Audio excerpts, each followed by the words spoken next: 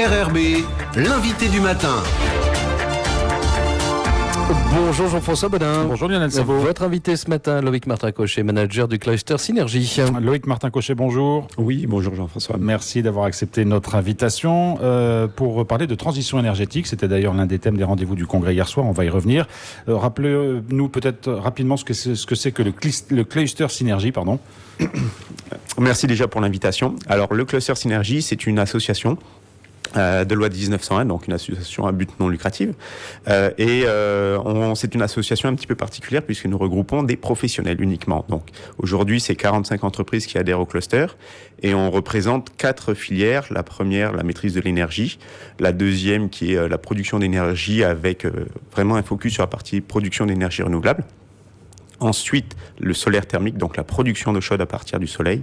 Et la quatrième et dernière filière que l'on représente aujourd'hui, c'est l'écomobilité, avec un focus particulier aussi de ce côté-là sur la partie électromobilité, c'est-à-dire le déplacement à partir de véhicules électriques. Alors, quel est l'intérêt de se retrouver pour ces entreprises dans un cluster ? C'est pour mener des actions communes, c'est pour échanger des procédés, c'est pour réfléchir ensemble ? Est-ce que ça débouche aussi sur des choses concrètes ? Alors, ce sont toutes ces choses-là qui poussent les entreprises à se regrouper. Le cluster est né en 2009. Suite au regroupement de 5 structures qui voulaient participer au développement des énergies renouvelables sur le territoire. Donc, suite à de nombreuses réflexions, de nombreux échanges avec les différentes parties prenantes, que ce soit le Congrès, le gouvernement de la Nouvelle-Calédonie et toutes ces directions, ça a mené effectivement à un cadre réglementaire et de fil en aiguille, en fait, et doucement, on s'est attaqué aux autres filières que je présentais un petit peu plus tôt. Alors là, on va s'intéresser particulièrement à la question de la transition énergétique. De quoi parle-t-on quand on parle de transition énergétique ? C'est d'aller depuis les énergies fossiles qu'on utilise aujourd'hui pour produire l'énergie jusqu'à des énergies dites vertes. C'est bien ça, la transition énergétique ? C'est tout à fait ça. Sachant qu'en Nouvelle-Calédonie, on a un taux de dépendance énergétique qui est très important. On avoisine les 97%. Qu'est-ce que ça veut dire, un taux de dépendance ? Alors, ça veut dire que l'énergie, en fait, quand on parle d'énergie, c'est à la fois l'électricité qu'on va retrouver dans les foyers, mais également le carburant qu'on va mettre dans nos voitures pour se déplacer.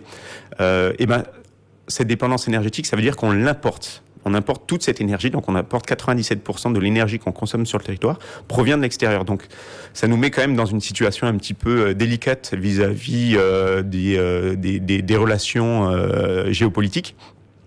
Et également, on va dire que ça creuse le déficit de la Nouvelle-Calédonie, puisqu'aujourd'hui, ce sont 70 milliards qui sont finalement qui partent du territoire et qui pour l'achat d'énergie fossile. Et en plus, alors 97% d'énergie qui vient de l'extérieur, et elle est utilisée comment en Calédonie ? On a l'habitude de dire que c'est 75% pour les industriels et 25% pour le reste de l'activité, c'est un peu ça ? Alors là, si on parle d'électricité, effectivement, c'est le ratio. On a 75% de l'électricité qui est produite sur le territoire, qui va servir aux industriels, c'est-à-dire à la mine et à la métallurgie.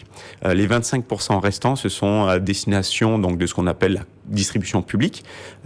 Et là-dessus, effectivement, il y a un objectif, je pense qu'on détaillera, on y reviendra un petit peu plus tard, mais un objectif d'avoir 100% de cette distribution publique qui soit à énergie renouvelable à l'horizon 2030. Quand on parle de distribution publique, on parle effectivement des petites industries, du tertiaire, des commerces et des particuliers.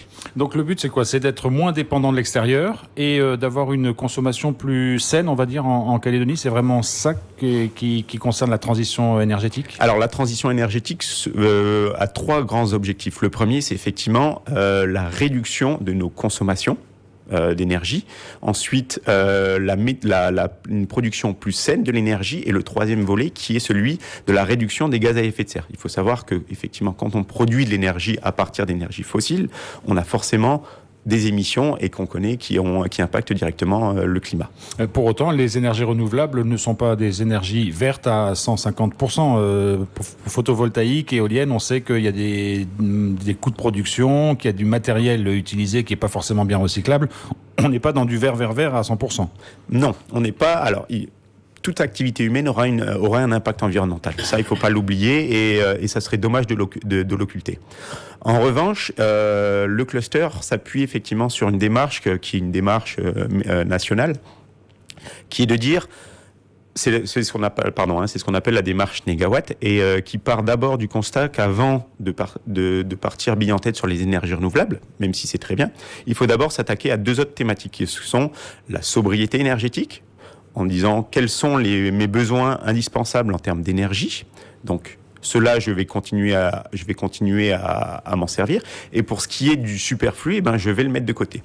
Ensuite, on parle d'efficacité énergétique, c'est-à-dire que pour mes besoins fondamentaux en énergie, quelles sont les meilleures technologies, quel est le meilleur moyen pour répondre à mon besoin. Et une fois qu'on a fait ces 2 démarches-là, et c'est important de le souligner, c'est vraiment une fois qu'on a fait ces 2 démarches-là qu'on peut partir sur de l'énergie renouvelable. On touche là quelque chose d'important, Loïc Martin-Cochet, parce qu'on a l'impression que la transition énergétique, ce ne sera pas simplement des grands plans à l'échelle d'un territoire, par exemple, mais c'est vraiment chaque personne qui est concernée et qui peut adapter finalement sa consommation, je parle évidemment d'électricité notamment, par rapport à ses besoins. C'est-à-dire que c'est très individualisé finalement la transition énergétique d'une certaine façon. Oui et non. On a des grandes lignes, on a des objectifs effectivement qui vont concerner l'industrie, la mine, la métallurgie, le transport, l'agriculture, la pêche, et on a des actions qui sont effectivement à destination des ménages, des particuliers. Comme je le disais, l'objectif de 100% de la distribution publique à l'horizon 2030 avec des énergies renouvelables, c'est s'attaquer à une petite partie du marché. C'est-à-dire qu'on touche, comme vous le disiez tout à l'heure, 25% finalement de notre consommation totale d'énergie. D'électricité, oui. Il faut savoir que les actions, effectivement, sont peut-être plus simples à mettre en place, pas forcément plus simples, mais on va dire, sont un petit peu plus pragmatiques à mettre en place pour les particuliers que pour les industries. Compte tenu également du contexte économique que rencontre l'industrie. Alors, il faut pas non plus, et c'est ce qui serait dommage, c'est d'avoir des objectifs à demi-teinte, mais aujourd'hui, le schéma est tel qu'il est. Le but aussi du cluster, c'est de le faire évoluer en étant en relation avec nos partenaires, que ce soit le gouvernement et ses directions, que ce soit le Congrès, que ce soit les provinces. Oui, parce que la Nouvelle-Calédonie s'est dotée d'un schéma de transition énergétique, il y a quelques années déjà. Sur les industriels, est-ce qu'il y a un travail qui se fait avec eux? Est-ce que c'est des problématiques sur lesquelles ils réfléchissent, ou est-ce que finalement ils disent, nous, vous faites ce que vous voulez, l'important c'est qu'on ait suffisamment d'électricité pour alimenter notre activité? Il est prévu dans le schéma de transition énergétique des échanges avec les industriels. Synergie pousse pour que ces échanges aient lieu. Il y a eu un petit retard dans le calendrier. En revanche, effectivement, les industriels ont des objectifs de production, ont des contraintes de compétitivité. Aujourd'hui, ce que pousse le cluster, c'est de dire l'énergie la moins chère produite sur le territoire aujourd'hui, c'est de l'énergie photovoltaïque, de l'énergie renouvelable. Maintenant, comment est-ce que on peut s'assurer finalement de répondre à un besoin de l'industriel, à avoir une énergie qui soit stable et qui soit réponde en termes de puissance à leurs besoins? C'est une autre démarche. C'est une démarche qui va nécessiter des travaux complémentaires, d'avoir de la structuration effectivement de filières et de la structuration aussi du stockage de l'énergie. Mais ce sont effectivement des sujets qu'on essaye de porter et qu'on essaye de pousser avec nos différents partenaires. Alors sur les 25 autres % d'utilisation de l'énergie électrique qui concerne les particuliers ou les petites entreprises, vous l'avez dit, l'objectif c'est 100% d'énergie renouvelable d'ici 2030.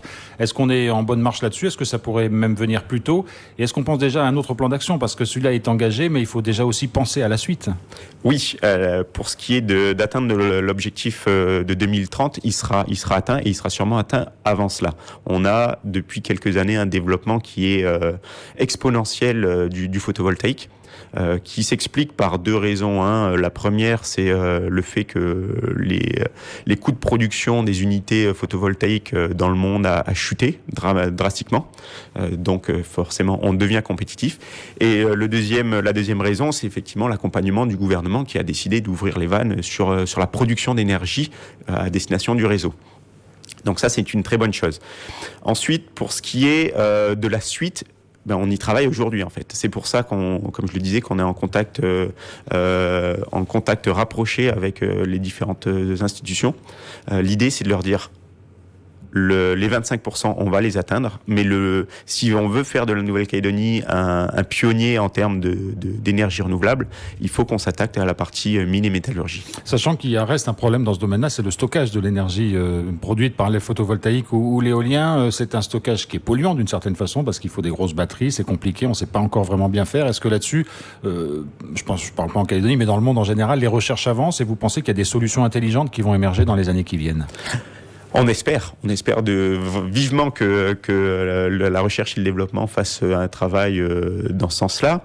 Il y a effectivement dans le monde d'autres solutions de stockage. On parle d'hydrogène, on parle de pompage-turbinage, c'est-à-dire qu'on récupère de l'eau dans un bassin qu'on fait monter lorsqu'on a une production à partir du renouvelable et lorsqu'on n'a plus de production. On peut parler de la nuit, puisque en Nouvelle-Calédonie, on a quand même un pic de consommation à partir entre 15 et 21 heures.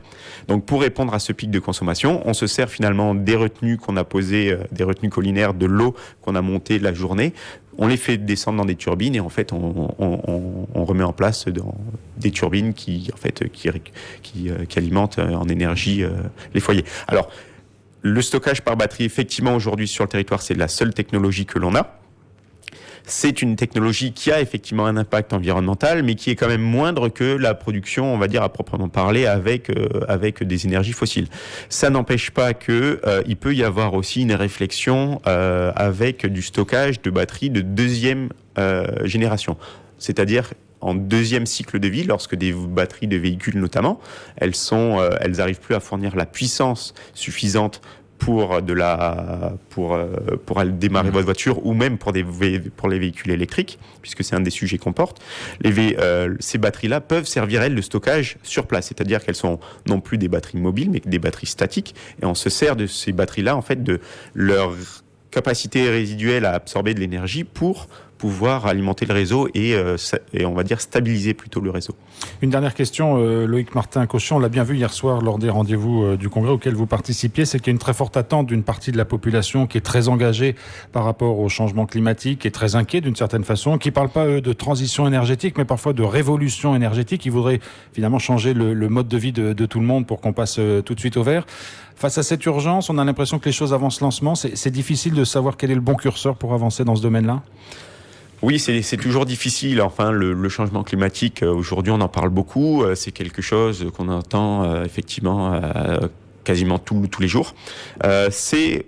Pour le cluster, ça reste une des préoccupations, d'où la volonté des membres de faire en sorte que les énergies renouvelables se développent sur le territoire.